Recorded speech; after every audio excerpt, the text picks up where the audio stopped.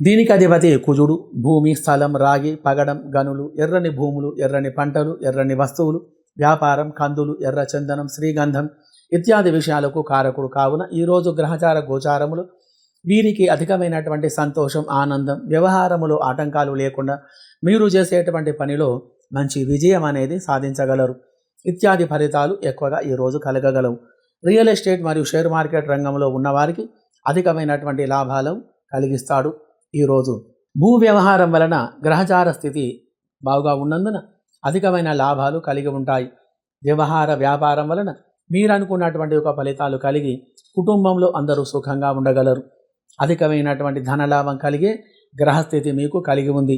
Electrical, computer రంగంలో మంచి లాభాలు కలిగి ఉంటాయి. స్త్రీలకు సంబంధించిన వ్యాపారాలు, టైలరింగ్, ఫ్యాషన్ డిజైనింగ్, బ్యూటీషియన్, మగ్గం మరియు స్టేషనరీ, వస్త్రాల వ్యాపారం ఇత్యాది రంగం వారికి అధికమైనటువంటి ధన రాబడి కలిగి సుఖంగా ఉంటారు. స్టీలు, ఇత్తడి మరియు బంగారం, రాగి, ప్లాస్టిక్ ఇత్యాది రంగంలో మంచి అభివృద్ధి అనేది కలుగుతుంది. మరియు వ్యవసాయ వాణిజ్య రంగం వారికి పాడి పరిశ్రమదారులు, బియ్యం, ధాన్యం వ్యాపారాలు మంచిగా లాభసాటిగా ఉంటాయి.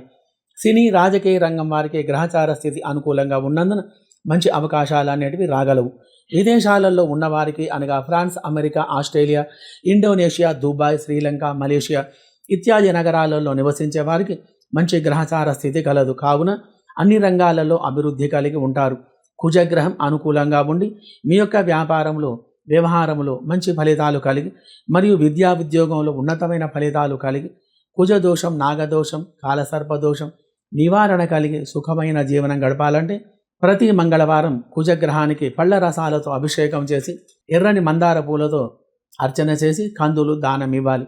మరియు కుజునికి 7,000 కుజగ్రహ జపం చేయించి 700 సార్లు కందులతో హోమం చేయడం వలన మంచి ఫలితాలు కలుగుతాయి.